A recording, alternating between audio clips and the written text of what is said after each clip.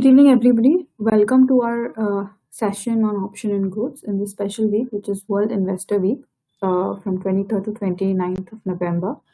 So we're just waiting for some of our other uh, participants to join. Once they join in, we'll begin the session.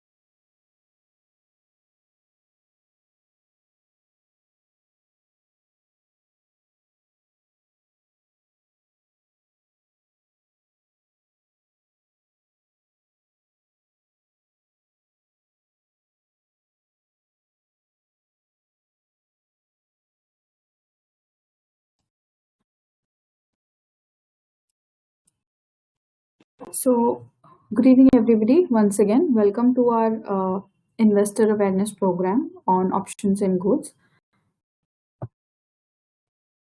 So, Vishwa Niveshak Saptah 2020, World Investor Week 23rd to 29 November 2020. निवेशक जागरूकता आर्थिक सुरक्षा का रास्ता. Investor awareness is a key to financial well-being and अपनी ज़रूरतों और लक्ष्यों को ध्यान से रखकर ही निवेश करें. Plan and invest according to your needs and goals. Today's session is on options in goods. So before we understand options and options in goods, I'll just take you through an overview of the commodity derivatives ecosystem. So commodity derivatives, the evolution of commodity derivatives, it's not something that's new. It's very old, in fact. Commodity trading dates back to the 19th century with the Bombay Cotton Trade Association establishment, and then followed by we had numerous regional or commodity-wise exchanges like the oil seeds, raw jute, etc. during the period 1910 to 1930, and then after which in 1953 the Forward Markets Commission was established, and later that there were a lot of bans later in the 20th century because of the supply shortages that had come in the overall agriculture commodity food production, and later that there was the government has also extended the commodities which could not be part of derivatives trading in 2001. Then after that, there were few national multi-commodity exchanges. Once the committee had given approval, exchanges were formed in 2003. Exchanges started their operations in 2003, and after that, SEBI currently has taken over from FMC in September 2015. So this is the structure of the commodity exchanges in India.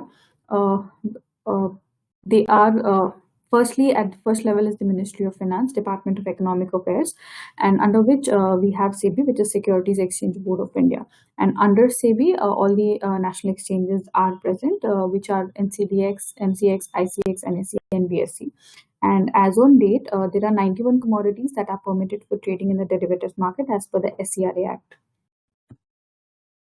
So after SEBI has taken over as the regulator, there have been important productive decisions to build the agriculture commodity market ecosystem. So basically, it all started in the year 2017, where first and foremost options were allowed in commodity derivative segments. Then category 3 AIFs were allowed. Then the equity and the commodity arms of brokerages were integrated, followed by allowing bank subsidiaries to distribute commodity derivatives products, and banks are also permitted to participate as professional clearing members. And then in 2018 September, we have again seen a very major step that SEBI as a regulator has taken, wherein it has allowed foreign participants in the commodity ecosystem. They'll be known as EFEs, that is eligible foreign entities, to participate in the Indian commodity markets. And then in 2019 March, they have allowed mutual funds and PMS to participate in the commodity derivatives. And finally, in June 2009, even indices were allowed to be traded in the ecosystem commodities. So these are some of the listed commodities that are traded on the exchange platform. They are divided. They are divided into different product classes like cereals and pulses, spices, fibers, guar complex, oil and oilseeds. And in cereals and pulses, we have bajra, barley, chana, maize, wheat, moong, and paddy. In spices, we have coriander, jeera, turmeric. Fibers, we have cotton seed oil cake, shankar kapas, and 29 cotton. In guar complex, guar seed and guar gum.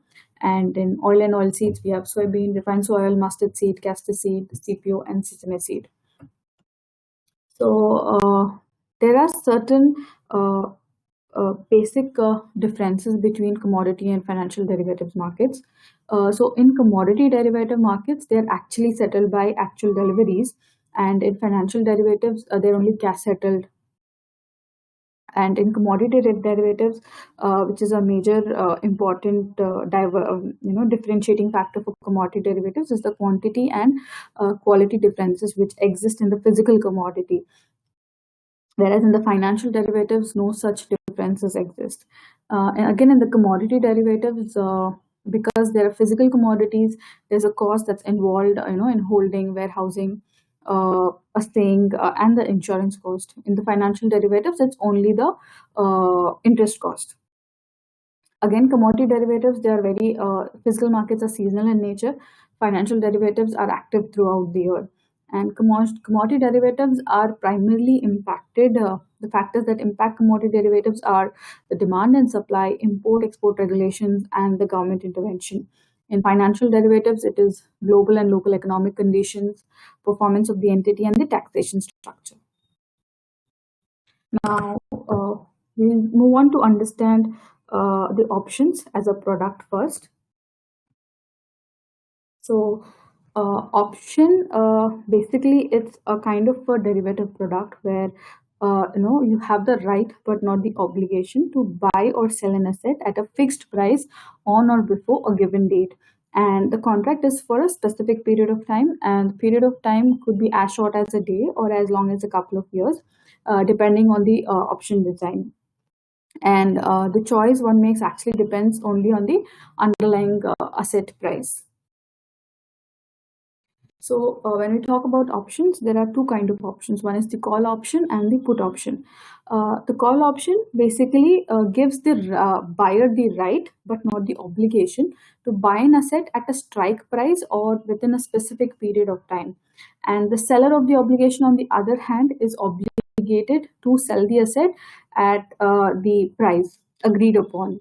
And that's only if the call options buyer decides to invoke his or her right to buy the stock at that price. And similarly, we have a put option. Put option gives the buyer of the put option the right but not the obligation to sell the asset at a certain price within a specific period of time. And the seller of the put option also has the obligation to buy the asset. And again, if the buyer of the put option decides to invoke his or her right to sell the stock at that price. So we've been talking about some difficult terms in the previous slide. So we'll try to understand what those terms are in this slide.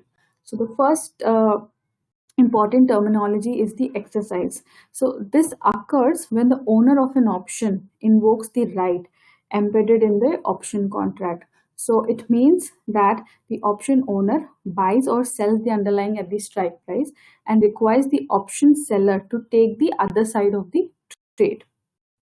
Now, what is premium? This is the cost of the option. That is, to purchase the option, the buyer or the call option buyer or the put option buyer needs to pay a certain amount, which is normally known as the premium. And this premium is paid to the option writer. An option holder, that is the buyer, pays a premium to the option writer seller in exchange for the right but not the obligation to exercise that particular option. And strike price, this is the price which is agreed upon by the parties at which an option can be exercised. And the strike price for a call option is the price at which the underlying can be bought, or the strike price for the put option is the price at which the underlying can be sold. And the strike price is sometimes called as the exercise price because you're exercising, like we've discussed in the first terminology, you're exercising your the price basically. And there are different kinds of strike prices later as the price moves. You have in the money, at the money, OT, and out of the money. So which are ITM, ATM, and OTM. We'll understand that in the next slide. Coming to the writer, so like we've discussed, an investor who sells an option and who collects the premium from the buyer of the option is normally known as the writer. And writers are obligated to buy or sell if the holder chooses to exercise the option. Now, coming to the holder, holders are basically investors who purchase an option and who make a premium payment to the writer. So this is the option classification in the money, out of the money, at the money, and near the money. So for a call option, in a call option, the buyer has the right. So if the market price is more than the strike price, then the buyer of the call option is in the money. The market price is less than the strike price, it's out of the money. Market price is equal to strike price, is at the money. And market price is close to the strike price, near about 1-2 strikes above and below, then it's called near the money. Similarly, in the put option, if your market price is more than your strike price, you're out of the money. Market price is less than the strike price, then you're in the money. And again, market price equal to strike price is at the money, and market price close to strike price is near the money. Now let's understand what is options in goods.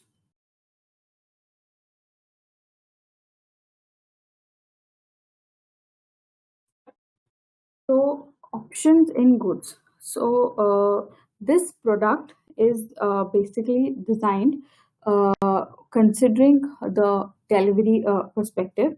So like we've discussed in the earlier slide about option, it gives the buyer of the option the right to buy or sell. So here we'll talk from the perspective of a producer. So for a producer, from the perspective of a producer, it would be a put option because he's buying the right to sell the produce at a pre-desired price, which would be his strike price.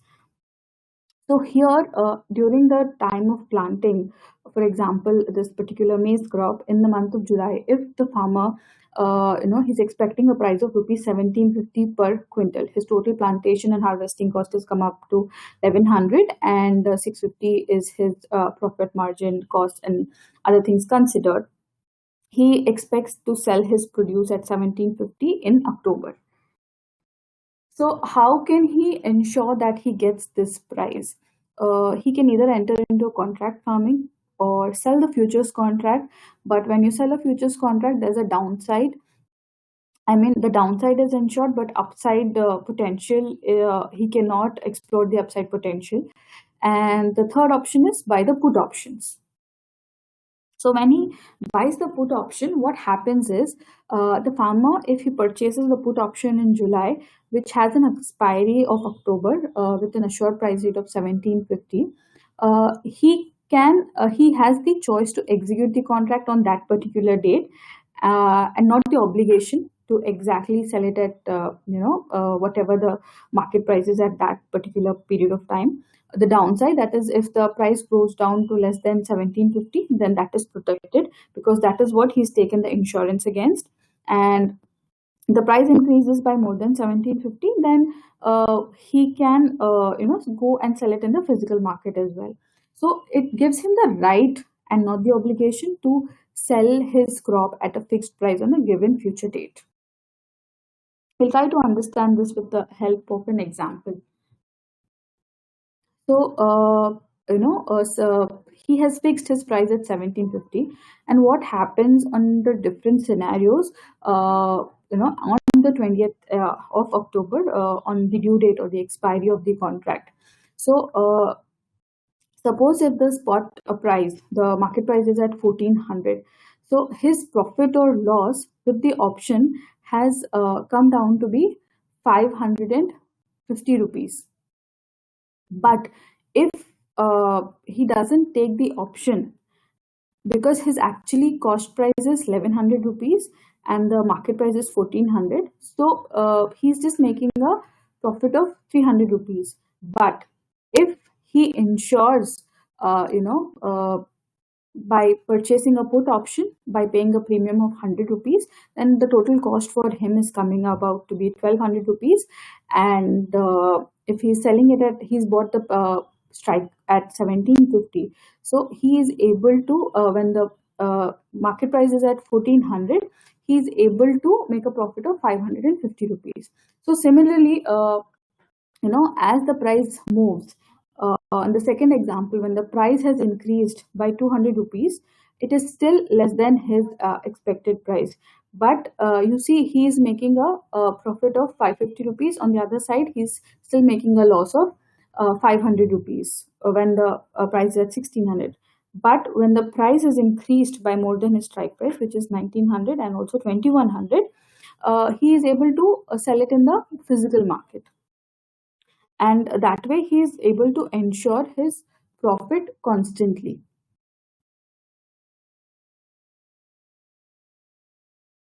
So there were two products, which is options in goods and options on futures. So in options in goods, the difference is the on exercising the open position would result in compulsory physical delivery and would be settled at the final settlement price of the respective contracts. And to have options in goods, the futures of that commodity should be present. Unlike in options on futures, on exercise, options dwell into underlying futures, and there was a criteria for the total turnover for that product, the underlying product to be had. So, what are the benefits of options in goods? That is, Indian commodity derivative markets will witness both European as well as American options, and it will play a major role in stimulating agricultural marketing and enable farmer-friendly options products. It will reduce the risk for the hedgers, and it gives a greater flexibility to exchanges to introduce products that cater to a larger section of the stakeholders and helps in adding to overall market efficiency. So currently, the options in goods are available in the following products, which is maize, mustard, wheat, and this is the margins that are currently applicable for these commodities, which is on the sell side, because the buyer pays the premium, but on the sell side, the margin is 10%, 8%, and 8%, respectively. And other than that, there's chana, guar gum, guar seed, and soybean, in which also the options are currently trading. Uh, and this is the respective margins for those commodities. Now that we have understood, try to understand what is options inputs, there are certain do's and don'ts that an investor has to follow, and I'll just take you through them, because do's and don'ts for an investor are very important. So these are some of the important things, like, you have to read SEBI exchange related circulars available on the website. Trade only through exchange registered members, and the full KYC mandate, unique client code, insist on rights and obligations and risk disclosure documents, statements, insist on contract notes, ensure that the contract note contains all the relevant information, such as your member registration number, your order details, trade number, trade rate, quantity, arbitration clause, and always cross-check trade genuineness through the trade verification facility that's available on the exchange website. Pay required margin and M2M obligation in time, because there are consequences for non-payment, and should be aware of risks associated with dabba trading. Uh, Yeah, reconcile the statement of transactions from member and holding statement of the depository participant post every transaction. In case of any discrepancy, voice the same immediately. Issue account pay checks, in the same name as it appears on the SEBI registration certificate. Then you insist on periodical statement of accounts of funds and securities from the broker. Check for accounts and notify brokers of any discrepancies. And funding from unauthorized intermediaries are uncovered under settlement guarantee exchange mechanism of the exchange. These are some of the don'ts, which are exactly the opposite of do's. That is, don't deal with unregistered intermediaries. The list is available on the exchange websites. Don't undertake off-market transactions, and then don't get carried away by advertisements, hot tips, or any promise of assured returns. Uh, Everybody before investing has to do their due diligence and invest, as per your research, basically. And don't start trading before understanding the risk disclosure clause. Don't accept unsigned duplicate contract notes. Don't fall prey to market rumors, and don't let risk against positions accumulate beyond your capacity to bear. And don't simply go by any explicit implicit promise made by analyst, advisors, or experts. And don't miss on keeping track of your financial and contractual obligations against your positions. Don't go by the reports, predictions made by various print and electronic media. So I think that's all from my side. I would be happy to take any questions.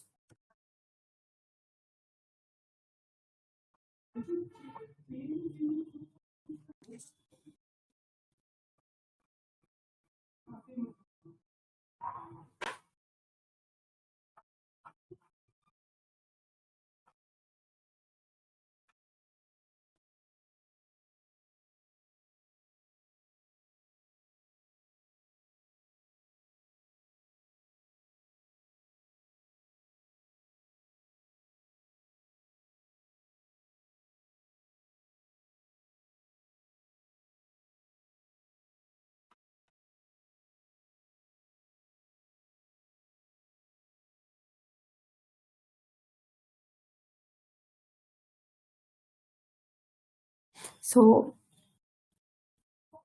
I guess there are no questions. So once again, thank you all for joining this session in our World Investor Week, and have a good evening. Thank you so much.